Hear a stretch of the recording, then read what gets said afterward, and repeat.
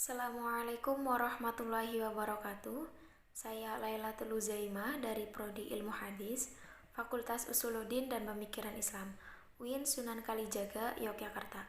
Pada kesempatan kali ini saya akan menjelaskan mengenai sedikit yang saya tahu mengenai hasil bacaan saya pada mata kuliah pengantar studi Islam, yaitu sumber kajian Islam yang kedua, Al-Hadis, yang meliputi pengertian hadis, perbedaan antara sunnah dan hadis,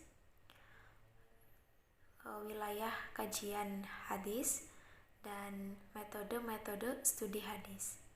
Yang pertama ada pengertian hadis. Hadis menurut bahasa Arab yaitu berbicara, perkataan, atau percakapan. Sedangkan secara harfiah hadis yaitu berbicara. Dan menurut terminologi Islam, hadis ialah melaporkan, mencatat pernyataan dan tingkah laku dari Nabi Muhammad SAW. Menurut para ulama, hadis merupakan apa yang diriwayatkan dari Nabi, baik berupa perkataan, perbuatan, ketetapan.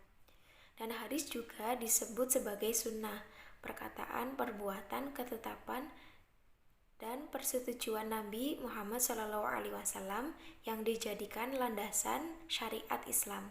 Dan sumber hukum Islam yaitu selain Al-Quran adalah hadis.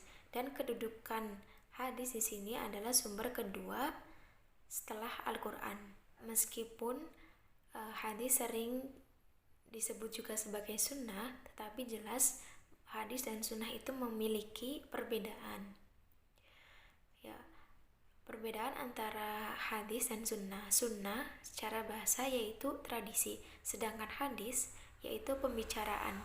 Dan biasanya para ulama menggunakan kata sunnah itu untuk tradisi atau kebiasaan yang dilakukan oleh banyak orang, baik itu Nabi Muhammad SAW atau para sahabatnya.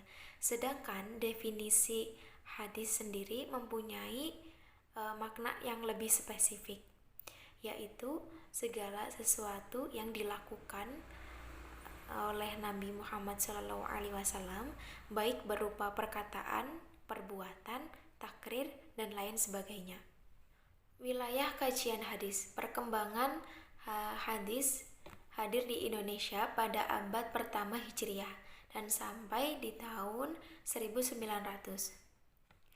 Dan pembelajaran pada saat itu berlangsung sangat sederhana, bertujuan agar umat Islam dapat mengetahui, memahami rukun Islam, iman, dan ajaran-ajaran Islam lainnya. Hadis masuk di pesantren di tahun 1900 sampai 1960. Setelah tahun 1900 Masehi, kajian hadis meningkat karena lahirnya pondok-pondok pesantren dan madrasah-madrasah. Haji Mahmud Yunus telah mencatat dalam bukunya Sejarah Pendidikan Islam sejumlah nama-nama pesantren, kitab-kitab hadir sebagai kurikulum di dalamnya. Kajian hadis masuk kurikulum di perguruan tinggi di tahun 1960 sampai 1980. Hadir masuk di Pascasarjana tahun 1980 sampai tahun 2000. Hadis mengalami kemajuan pesat pada tahun 2000 sampai sekarang. Tafsir hadis dibuka pada tahun 1980-an, kemudian dipisah antara tafsir dan hadis pada tahun 2014. Bertujuan untuk memperdalam ilmu-ilmu Al-Quran dan tafsir dan juga hadis secara terpisah. Ilmu hadis telah lahir di Yogyakarta dan melakukan beberapa kali seminar yang terakhir berlangsung di UIN Jakarta 8 November 2017. Yang terakhir ada ragam metode studi hadis. Berikut beberapa prinsip umum sebagaimana tulisan dari Abdul Mutakim dalam memahami hadis Nabi SAW. Yang pertama, Jangan terburu-buru menolak hadis yang bertentangan dengan akal sebelum melakukan penelitian lebih mendalam. Yang kedua, memahami hadis maudhu'i, saling menafsirkan, karena sumbernya adalah Rasulullah SAW, dan untuk memahaminya kita harus melihat riwayat-riwayat yang lain. Yang ketiga, kebahasaan, mempertimbangkan struktur bahasa dan teksnya. Yang keempat, baca satu yang hendak dituju, dan membedakan sarana dan tujuannya.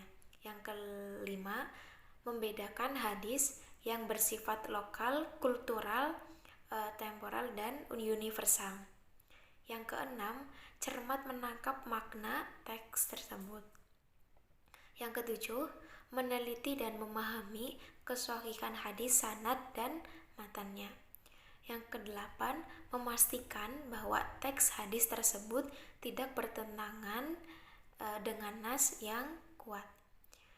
Yang kesembilan, menginterkoneksikan teori-teori sains atau menggabungkan teori sains modern untuk memperoleh kejelasan makna hadis tersebut. Dan itu semua adalah contoh ragam metode studi hadis. Ya, sekian dari saya, kurang lebihnya saya mohon maaf. Wabillahi taufiq wal hidayah. Wassalamualaikum warahmatullahi wabarakatuh.